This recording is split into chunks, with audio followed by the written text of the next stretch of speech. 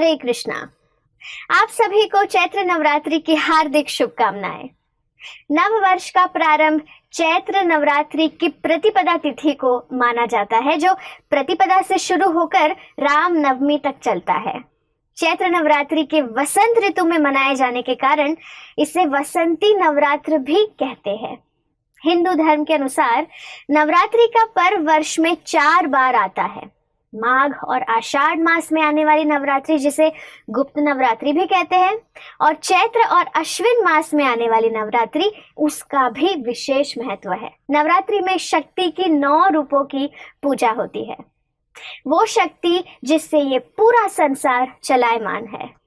नवरात्रि अर्थात वो समय जब 2 ऋतुएं मिलती है, जिनके संयोग से ब्रह्मांड से असीम शक्तियों की ऊर्जा होती है और हम तक पहुंचती है। और ये समय प्रकृति के बड़े परिवर्तन के लिए तैयार होती है तथा ग्रीष्म ऋतु की शुरुआत का संदेश देती है। चैत्र नवरात्रि का पर्व भगवती महामाया की पूजा और अर्चना के लिए है, जो स्वयं भगवान कृष्ण की माया है तथा जिन्होंने अपनी माया के प्रभाव से पूरे संसार को प्रभावित किया है।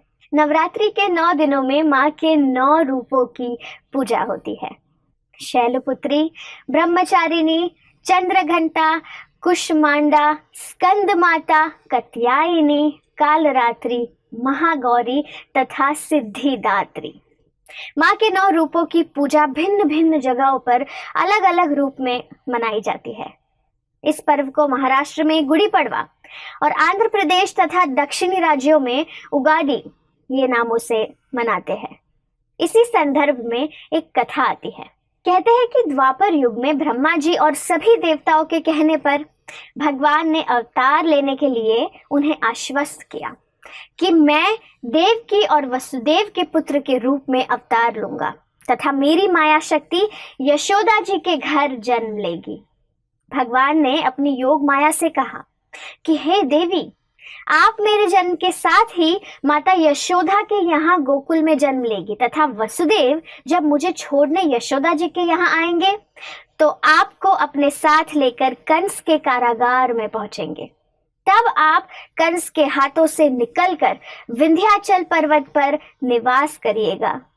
तब आपको दुर्गा, अंबिका, योग माया ये सब नामों से पुकारा जाएगा तथा आपकी भक्ति से भक्तों के सभी प्रकार के दुखों का नाश होगा।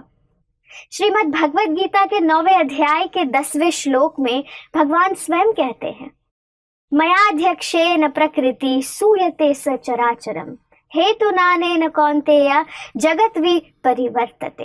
अर्थात मेरी भौतिक शक्तियां मेरे ही अध्यक्षता में संपूर्ण चराचर जगत रचती है और इसके शासन में इस जगत का सृजन और नाश होता है।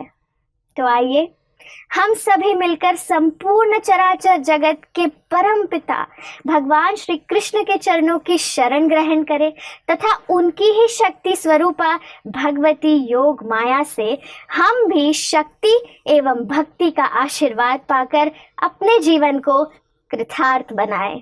धन्यवाद। हरे कृष्णा।